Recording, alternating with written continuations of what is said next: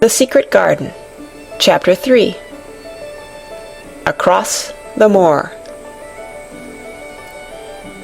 She slept a long time, and when she awakened, Mrs. Medlock had bought a lunch basket at one of the stations, and they had some chicken and cold beef and bread and butter and some hot tea.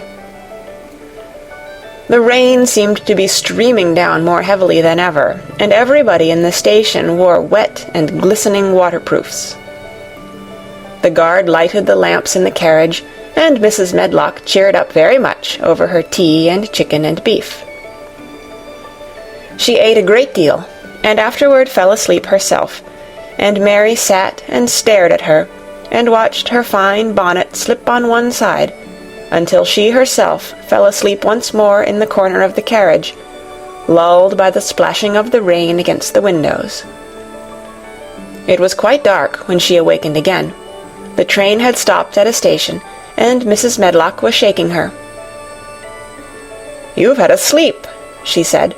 "It's time to open your eyes. We're at Thwaite Station, and we've got a long drive before us." Mary stood up and tried to keep her eyes open while Mrs. Medlock collected her parcels. The little girl did not offer to help her, because in India native servants always picked up or carried things, and it seemed quite proper that other people should wait on one. The station was a small one, and nobody but themselves seemed to be getting out of the train. The station-master spoke to Mrs. Medlock in a rough, good-natured way, pronouncing his words in a queer, broad fashion, which Mary found out afterward was Yorkshire. "I see thou's got back," he said, "and thou's brought the young un with thee." "Aye, that's her," answered Mrs. Medlock, speaking with a Yorkshire accent herself, and jerking her head over her shoulder toward Mary. "How's thy missus?" "Welly now, the carriage is waiting outside for thee." A brougham stood on the road before the little outside platform. Mary saw that it was a smart carriage, and that it was a smart footman who helped her in. His long waterproof coat and the waterproof covering of his hat were shining and dripping with rain, as everything was, the burly station-master included.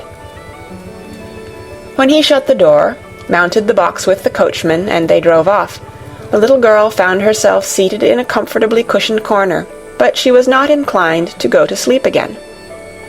She sat and looked out of the window, curious to see something of the road over which she was being driven to the queer place Mrs. Medlock had spoken of. She was not at all a timid child, and she was not exactly frightened, but she felt that there was no knowing what might happen in a house with 100 rooms, nearly all shut up, a house standing on the edge of a moor. "What is a moor?" she said suddenly to Mrs. Medlock. "Look out of the window in about 10 minutes and you'll see," the woman answered. "We've got to drive 5 miles across Missel Moor before we get to the manor. You won't see much because it's a dark night, but you can see something." Mary asked no more questions, but waited in the darkness of her corner, keeping her eyes on the window. The carriage lamps cast rays of light a little distance ahead of them, and she caught glimpses of the things they passed. After they had left the station, they had driven through a tiny village, and she had seen whitewashed cottages and the lights of a public house.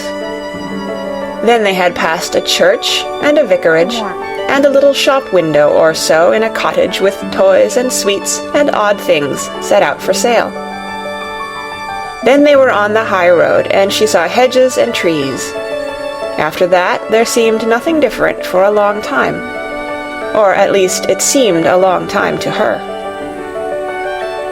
At last the horses began to go more slowly, as if they were climbing uphill, and presently there seemed to be no more hedges and no more trees. She could see nothing, in fact, but a dense darkness on either side. She leaned forward and pressed her face against the window just as the carriage gave a big jolt. "Eh, we're on the moor now, sure enough," said Mrs. Medlock. The carriage lamps shed a yellow light on a rough-looking road, which seemed to be cut through bushes and low-growing things which ended in the great expanse of dark, apparently spread out before and around them. A wind was rising and making a singular, wild, low, rushing sound. It's not the sea, is it?" said Mary, looking round at her companion. "No, not it," answered Mrs. Medlock. "Nor it isn't fields nor mountains. It's just miles and miles and miles of wild land that nothing grows on but heather and gorse and broom, and nothing lives on but wild ponies and sheep. I feel as if it might be the sea, if there were water on it," said Mary. "It sounds like the sea just now." "That's the wind blowing through the bushes," Mrs. Medlock said. "It's a wild, dreary enough place to my mind, though there's plenty that likes it, particularly when the heather's in bloom." On and on they drove through the darkness, and though the rain stopped, the wind rushed by and whistled and made strange sounds. The road went up and down, and several times the carriage passed over a little bridge, beneath which water rushed very fast with a great deal of noise. Mary felt as if the drive would never come to an end, and that the wide, bleak moor was a wide expanse of black ocean through which she was passing on a strip of dry land. "I don't like it," she said to herself. "I don't like it," and she pinched her thin lips more tightly together. The horses were climbing up a hilly piece of road when she first caught sight of a light. Mrs. Medlock saw it as soon as she did, and drew a long sigh of relief. I am glad to see that bit of light twinkling," she exclaimed. "It's the light in the lodge window. We shall get a good cup of tea after a bit, at all events." It was after a bit, as she said, for when the carriage passed through the park gates, there was still 2 miles of avenue to drive through, and the trees, which nearly met overhead, made it seem as if they were driving through a long, dark vault. They drove out of the vault into a clear space, and stopped before an immensely long but low-built house, which seemed to ramble round a stone court. At first Mary thought that there were no lights at all in the windows, but as she got out of the carriage, she saw that one room, in a corner upstairs, showed a dull glow. The entrance door was a huge one made of massive, curiously shaped panels of oak, studded with big iron nails and bound with great iron bars. It opened into an enormous hall, which was so dimly lighted that the faces in the portraits on the walls and the figures in the suits of armor made Mary feel that she did not want to look at them. As she stood on the stone floor, she looked a very small, odd little black figure, and she felt as small and lost and odd as she looked. A neat, thin old man stood near the manservant who opened the door for them.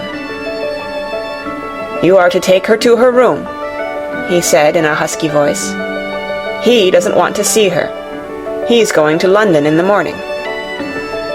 "Very well, Mr. Pitcher," Mrs. Medlock answered.